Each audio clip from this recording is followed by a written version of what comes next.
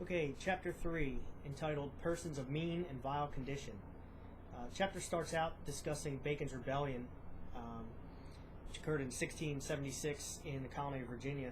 It doesn't fully detail the rebellion, it just uses it sort of as an example to sort of take a picture of the relations between the classes in the late 1600s and early 1700s. Basically, during the rebellion, it was sort of caused by the landed aristocracy pushed the other settlers, basically the ones who lost out on the land grant deals, pushed them west because those other settlers needed to find land. And as they went west, they encroached on Indian territory and turmoil ensued. Governor William Berkeley, along with the other gentry, basically were using the frontiersmen as a buffer between themselves and the Indian troubles that they were having. The frontiersmen naturally were feeling pinched from both sides. Not only were they having skirmishes with the Indians as they moved west, but the landed power structure of the coastline, they were taxing them and claiming that they needed this money to protect them from the Indians, that they weren't necessarily even doing, and so basically there was just a lot of turmoil.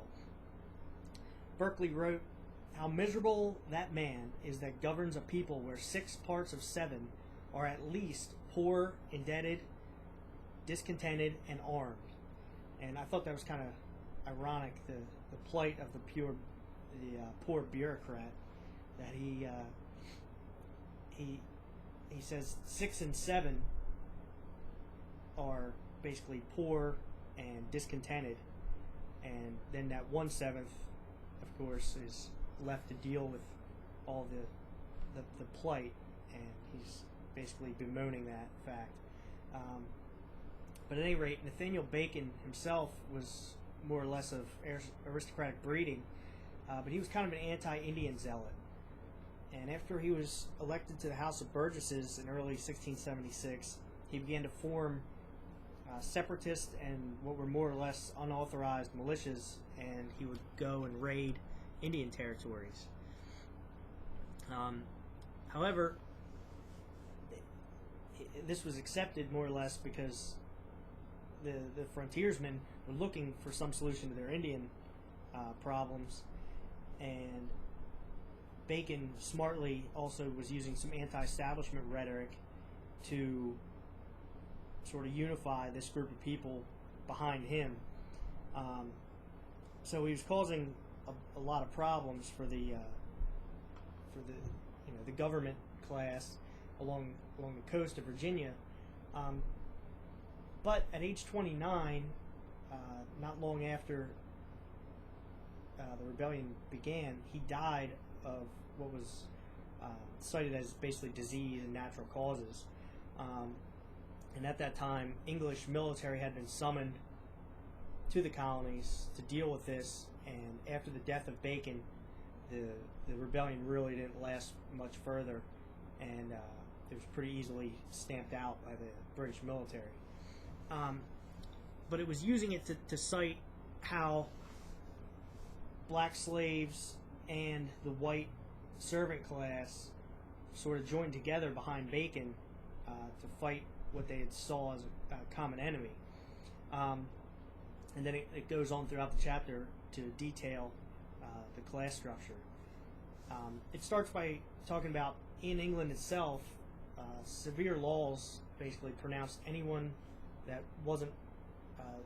was without a taxable job to be a vagrant, and these vagrants would be subject to exile, imprisonment, torture, etc. So this disenfranchised group of people thought, they saw America sort of as a new opportunity. However, they didn't have any money, so they contracted themselves into indentured servitude, basically to pay for their transportation. Now, these contracts varied, but they were anywhere from 3 to 10 years. that they were essentially slaves. They did have some rights, but not many at first. As I talked about in Chapter 2, as time went on, they were given incrementally more rights as a way to keep them segregated from the slaves themselves. As example, in Bacon's Rebellion, they were trying to keep them, divide and conquer.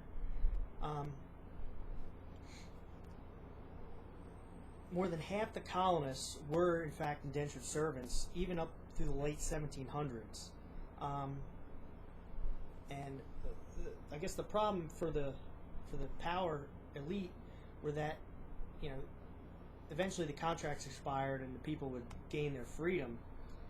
However, up to 90% of them basically remained landless, and the indentured servants sort of shifted into a low class of wage labor that, they were paid, but a lot of this was taxed back in the form of outright taxes and rent and other fees. It also notes that the Bacon Rebellion was more or less an outlier. There was little organized rebellion. Most of the dissidents among this servant class, it was on the individual level or in small groups, and even at that, it was met with heavy-handed oppression. It goes on to sort of define the class system in this little section.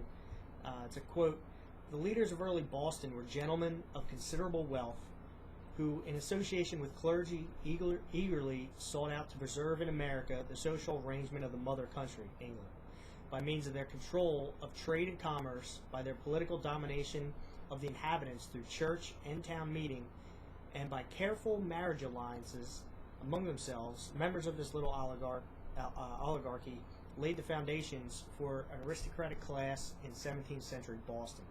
So obviously this takes it up north, but basically it's depicting the climate throughout the colonies that really, for the vast majority of people, there was no this wasn't a new opportunity. It was sort of more or less just like England.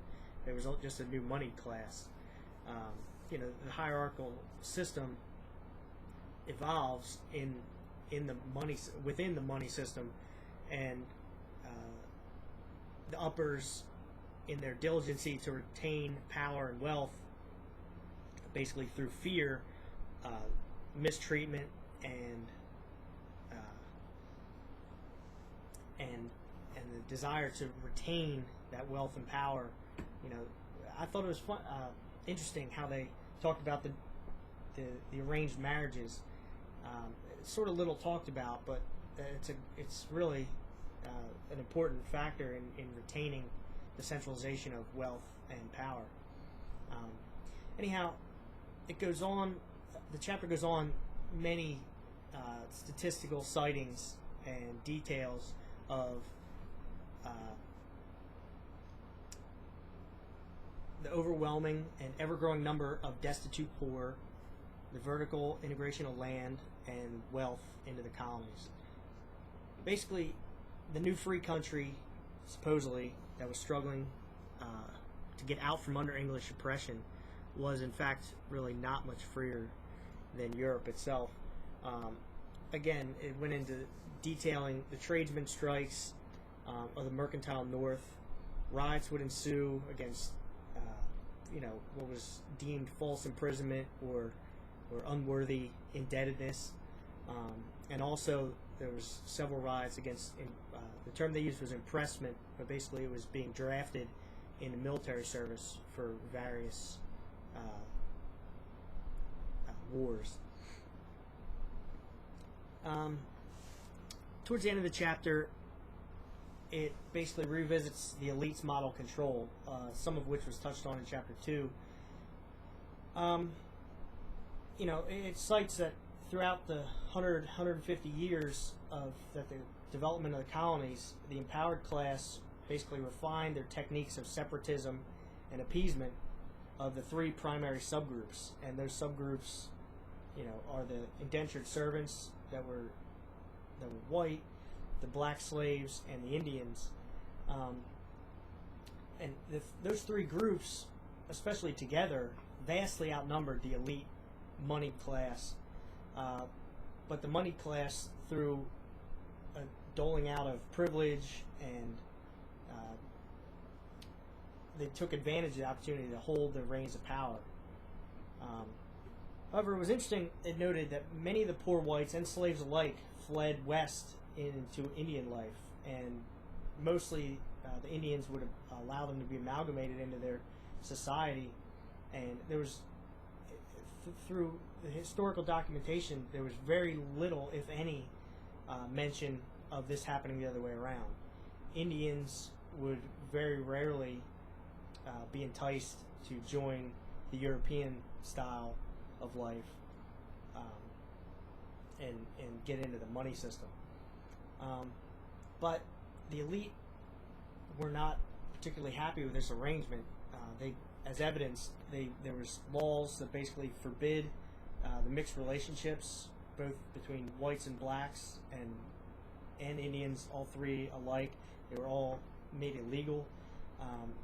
The children were deemed illegitimate, and any mixed offspring were to stay in the slave class. And these were all methods to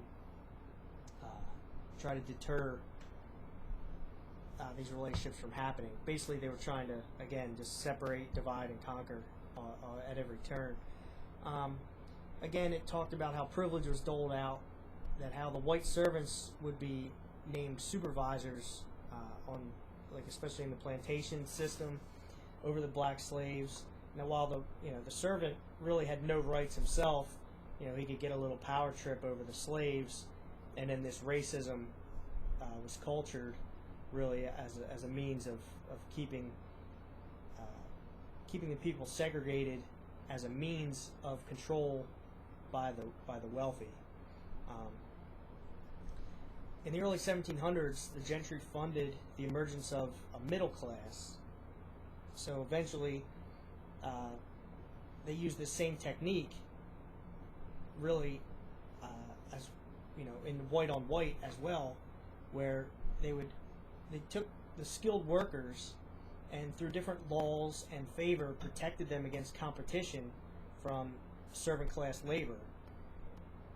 However, this middle class was still more or less subject to the elite. However, again, because they got their little power trip and saw themselves as a higher class of citizen, they would then in turn ally themselves with the elite and provide more numbers and more of a buffer between the high and the low classes. Like I said, whether it be the white servants, the black slaves, or the Indians.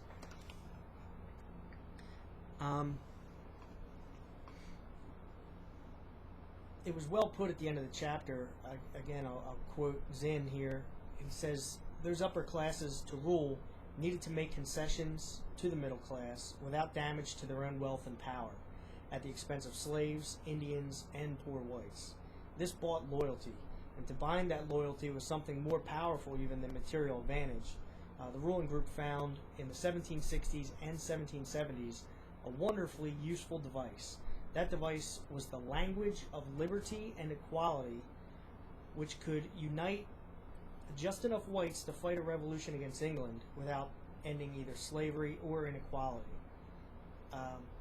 So basically that sort of encapsulates the theme of the whole chapter, is that while certainly there's racism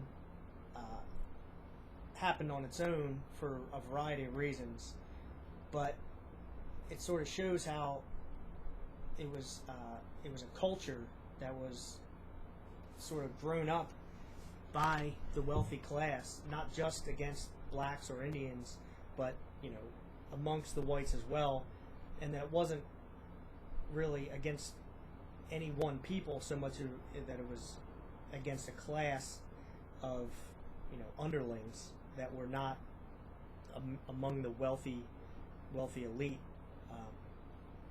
So I think this chapter illustrates that fact pretty well, and it's an interesting take on the early colonial times and structure.